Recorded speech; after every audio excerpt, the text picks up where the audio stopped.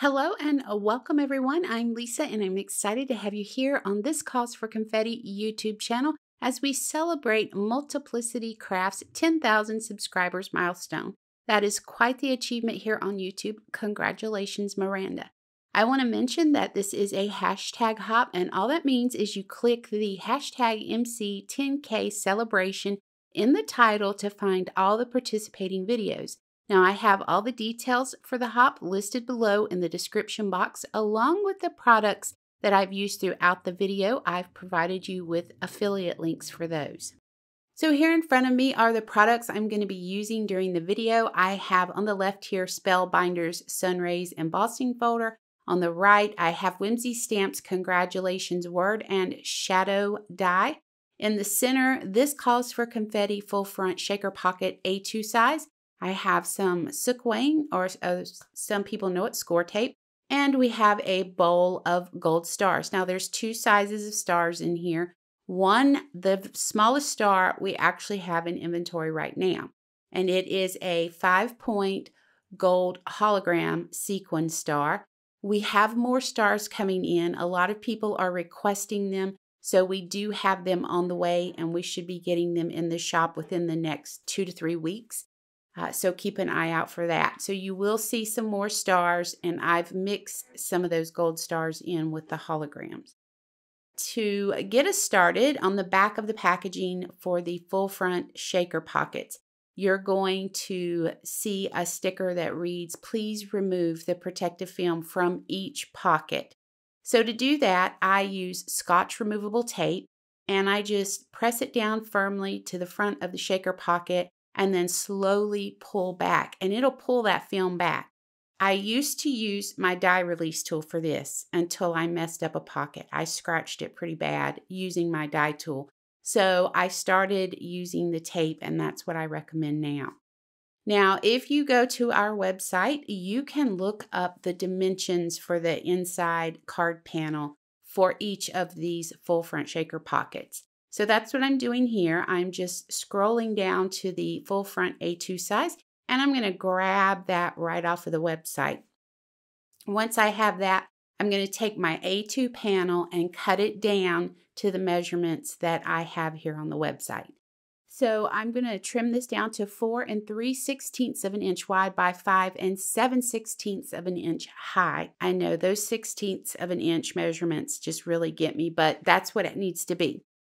Once I have it trimmed down, I am going to test it out and make sure that it's fitting inside the full front shaker pocket and everything looks to be good. So we're going to go ahead now and take this and put it in our Spellbinders Sunrays Embossing folder and go ahead and emboss this paper. So a tip I'm going to share with you is I always spritz my paper with alcohol. You can use water if you don't want to use alcohol, but I prefer alcohol because it dries pretty quick. So I always spritz the paper and then I run it through my die machine to go ahead and do the embossing. Now, one thing about wetting the fibers of the paper, it helps to eliminate tearing of the paper, cracking, creasing that you see sometimes, especially with a heavier weight cardstock. Also, when you use that water or alcohol and it soaks the fibers of the paper, it helps those fibers mold to the design better in your embossing. So I always take the time to do that extra step just to get that beautiful embossed design. So now that we're done with that, we can go ahead, bring our full front shaker pocket back over, open it back up. We're going to center our embossed panel with the embossed side facing down. And we're going to close this up. So you're going to do 3 sides. You're going to peel the tape back and close up the bottom, and then either the left, right, or vice versa. Leave the top open so that you can pour your sequins or stars, in this case, into your shaker, and then you'll close up the top after you pour your sequins in. You do want to take the time to burnish those tabs to the back of your cardstock. Just making sure that you give it a really good firm burnish so that you're getting a bond between the paper and the acetate. Now I'm going to use my sequin or score tape, and I'm going to put around the outer edges, and then I'm going to do 3 strips in the center of this, and then we're going to add this to an A2 card base. So to me, the key to success with this type of shaker card is making sure you're burnishing each step along the way. And I just open up my card base and I make sure to burnish along the edges and in the center where I laid down all the sequin tape and then added it to my card base.